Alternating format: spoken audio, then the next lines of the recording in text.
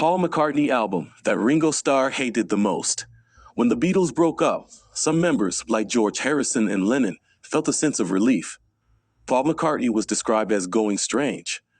Ringo Starr, however, was left with feelings of resentment that would linger for the next 2 decades. After the Beatles, Paul was self-effacing. Instead of doing his own thing and feeling proud of it, Paul seemed almost embarrassed at his first few solo albums.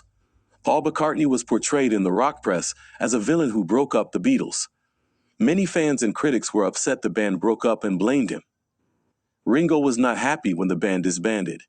Some of the musicians, including Harrison and Lennon, experienced relief, but Starr was left with bitterness that would last for the following 2 decades. While talking with the New York Daily News, he said, "I was mad for 20 years. I had breaks in between of not being." Ringo Starr didn't criticize McCartney as harshly as his colleagues did, but Starr was blunt when discussing his music. After they released their final album, Let It Be, it all came crashing down.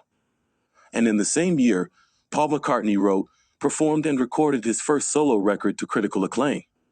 But his follow-up record was not as well received, and one sharp-tongued member of the Beatles felt as if it was not a good project for the star to spend his time on.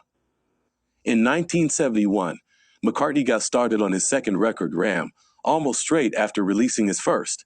Except this time around, he didn't do everything on his own. Instead, he teamed up with his wife, Linda McCartney. The loved-up couple worked hard to bring Ram to life, but once it was released on May 17, 1971, it caught the attention of the former Beatles. Paul's talents were beyond question.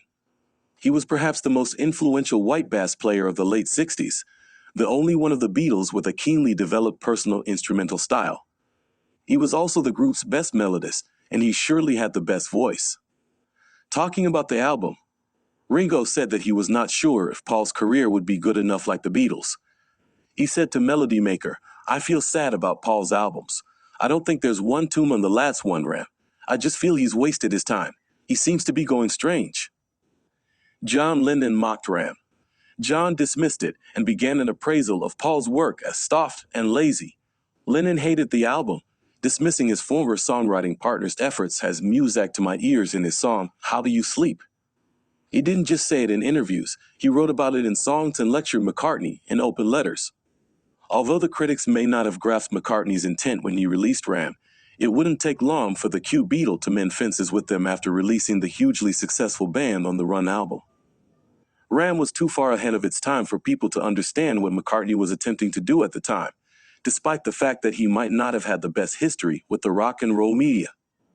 Since the early 1970s, the relationship between Starr and McCartney has considerably improved.